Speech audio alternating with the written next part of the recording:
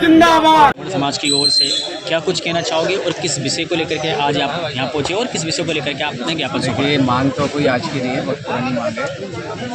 सरकार ने जब आर्थिक रूप से पिछड़े लोगों के लिए आरक्षण की व्यवस्था की है EWS के नाम से, तो ये आरक्षण केवल अभी नौकरियों तक ही सीमित है। लोकतंत्र में चुनाव भी होते हैं, तो हमारी मांग ये है कि राजनीतिक क्षेत्र में भी आरक्षण जिस तरह से हमारे SC ST OBC के भाइयों के लिए जिस तरह से प्रावधान है, उसी तरह से सामान्य वर्ग के जो पिछड़े आर्थिक रूप से पिछड़े लोग हैं उनके लिए भी राजनीति में अब जैसे अभी चुनाव आने वाले हैं पंचायत के और निकाय के, उनमें भी ये आरक्षण के लिए निर्धारित सीटें की जाएँ। इसके अलावा एक आयोग का भी गठन किया जाए EWS का, जिससे समय समय पर इस 10% आरक्षण की समीक्षा होती है और ये इस संबंध में आज जैसा आपने बोला कि ये मांग पहले से चली आ रही है, तो ये मांग पहले से चली आ रही है तो सरकार ने अभी तक इन मांगों को स्वीकार क्यों नहीं किया, सुनी क्यों नहीं? अब ये तो सरकारी स्तर पर सरकार को सोचने वाली बात है। हम लोग तो जब तक ये मांग पूरी नहीं होगी तब तक उसके लिए सरकार भी आपकी है अब तो?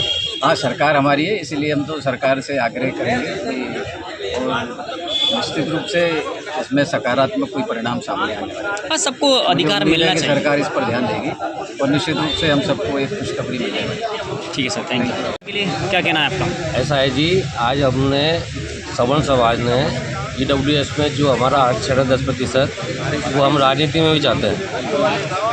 राजनीति में हम कोई सबल नहीं है, हम भी क्या नाम है दुर्बल क्षेत्र में आते हैं हमारे लोग भी, तो हम भी चाहते हैं कि राजनीति में हमारी भागीदारी बने और हमको भी अन्य समाजों की तरह, अन्य जातियों की तरह EWS में राजनीतिक आरक्षण भी दिया जाए। इसके लिए आज हमने क्या नाम मुख्यमंत्री के नाम से SDM साहब को ज्ञापन दिया है और हम सवर्ण समाज एक है।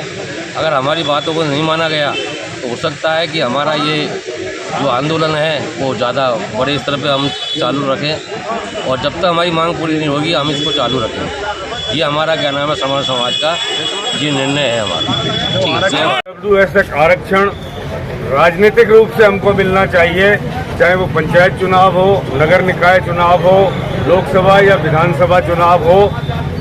दूसरी बात, EWS आरक्षण में भी राजस्थान में और केंद्र में काफ़ी विसंगतियां हैं। केंद्र में जो इसको लागू किया गया है उसमें कई शर्तें थोपी गई हैं, राजस्थान में फिर भी काफ़ी फ्लेक्सिबिलिटी है। तो केंद्र सरकार से भी यह अनुरोध है कि उस दोनों की जो विसंगतियां हैं उनको दूर किया जाए। कब तक ये सवर्ण समाज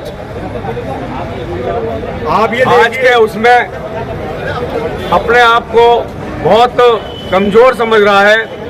क्यों समझ रहा है कि हर तरीके के कानून सवर्ण समाज पर लाद दिए गए हैं, उनको ना तो उनका राजनीतिक हक मिल रहा है। राजनीतिक पार्टियां OBC, SC, ST, दलित इसके अलावा कोई बात नहीं करती और ये चाहते हैं कि सवर्णों को एक तरफ कर दिया जाए। अरे जब तुम इस देश का ब्रेन एक तरफ कर दोगे, हमारा ब्राह्मण समाज जिसने विश्व में अपनी पताकाएं लहराई, आज ऐसी कौन सी जगह है जो खगोलीय शास्त्री से हजारों वर्ष बाद की स्थितियां आज बता देता है? कौन सा ऐसा साइंस है जो हमारा ब्राह्मण समाज करके दिखाता है?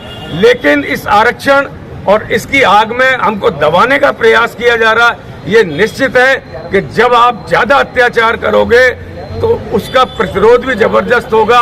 हमको आप मिटाना चाहते हैं लेकिन हम मिटने वाले नहीं हैं। अभी भी हमारा सवर्ण समाज एकता के साथ इन विसंगतियों को दूर करके राजनीतिक रूप से हमको सक्षम बनाए, ये हमारी इस सरकारों से मांग है। हम किसी सरकार के गुलाम नहीं हैं, हम किसी उसके गुलाम नहीं हैं। अक्सर पार्टियां ये मान लेती हैं कि सवर्ण समाज BJP का है। नहीं, हम अपनी मेरिट्स के आधार पर वोट देंगे, मेरिट्स के आधार पर हम अपना ख्यात देखेंगे और यदि इस तरीके की विसंगतियां रही तो हम हमारे बीच में जो चंद है उनका भी पर्दाफाश करेंगे। जय संगठन, जय सवर्ण समाज। नगर निकाय में और पंचायत चुनाव में 10% इसका लागू होना चाहिए और इस जैसे OBC वर्ग को आयोग गठन किया गया है इसी तरीके से EWS वर्ग का आयोग गठन किया जाए और 10% आरक्षण नगर निकाय चुनाव में और पंचायत चुनाव में भी लागू किया जाए।